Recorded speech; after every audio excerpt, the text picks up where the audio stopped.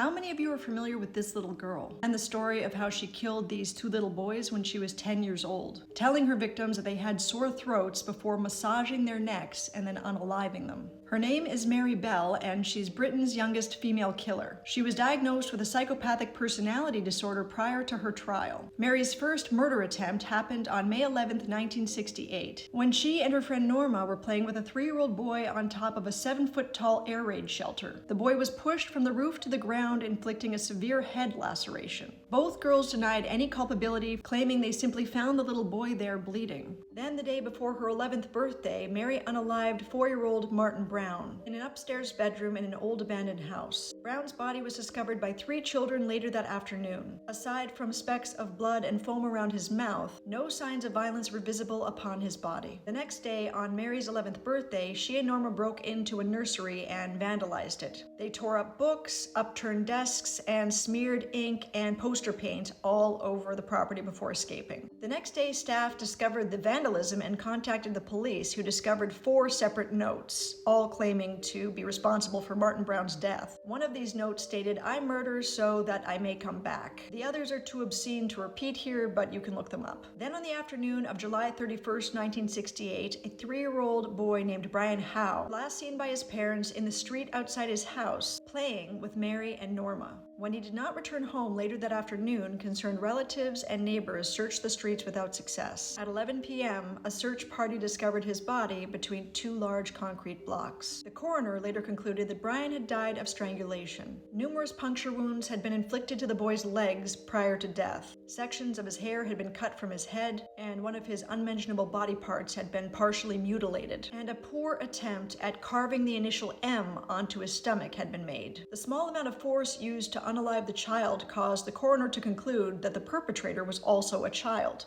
Both Mary and Norma freely admitted that they'd been playing with Brian prior to lunch, but denied having seen him afterwards. Eventually, it came out that they were responsible, and the girls were arrested. Both girls underwent psychological evaluations, which revealed that Norma was intellectually challenged and a submissive character who followed along, whereas Mary was a highly intelligent, cunning character, prone to severe mood swings. Mary was convicted, Norma was not. The director of public prosecutors concluded, "Mary's social techniques are primitive and take the form of automatic denial, manipulation, complaining, bullying, flight, or violence." So Mary was diagnosed a psychopath. Psychopath is a favorite word used among prosecutors, by the way. The image of a psychopath is naturally terrifying, and its introduction to the court has quite the startling effect on juries. But since the term psychopath has no agreed upon definition, it isn't an actual diagnosis, and it's basically considered a moral judgment without any scientific backing.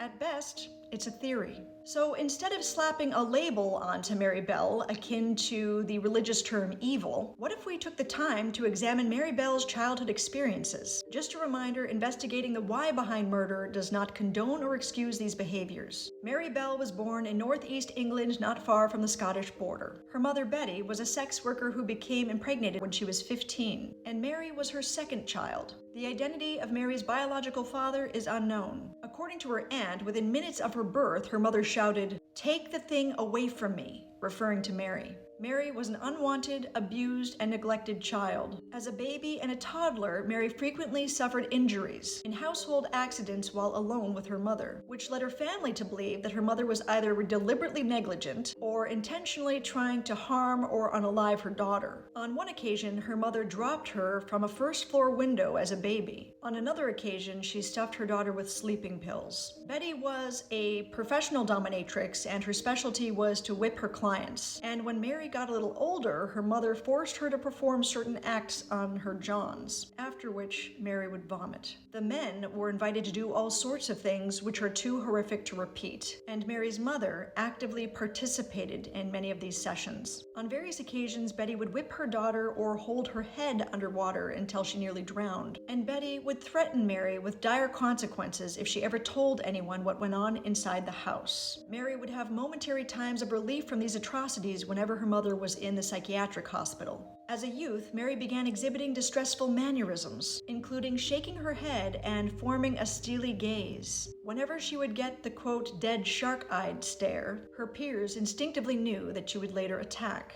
Mary killed cats and birds and regularly wet the bed. And her story is a glimpse into the complexities of a young mind, shaped by severe trauma and neglect. Her violent actions were a culmination of a childhood marred by abuse, abandonment, and a profound lack of nurturing. Mary's formative years were devoid of the love and stability essential for healthy development. This environment cultivated a deep-seated pain and a distorted understanding of human relationships. The brutal murders of two young boys are unfortunate tragic manifestations of a child in extreme turmoil struggling to process her own abuse. Society often rushes to label people like Mary as simply evil, yet such labels are unhelpful when it comes to understanding, which can lead to future prevention. I believe our best shot at early detection, intervention, and ideally prevention comes down to developing a fundamental curiosity about the things and people that we don't understand in this world, rather than just slapping on a label like evil or psychopath. The notion of psychopathy, in fact, establishes a crueler mindset in our society, which perpetuates the problem. Most violent criminals, in one way or another, are told their entire lives they are bad. And this antiquated notion of othering humans by labeling them psychopathic is a theory, at best, that some people are born psychopathic. It stems from trauma and abuse. The concept of psychopathy is not just scientifically flawed, it's morally misguided. It encourages us to approach others with suspicion rather than curiosity and compassion. When we encounter someone who has committed a terrible act or is merely accused of one, shouldn't we be asking, what drives a person to do this? Instead of,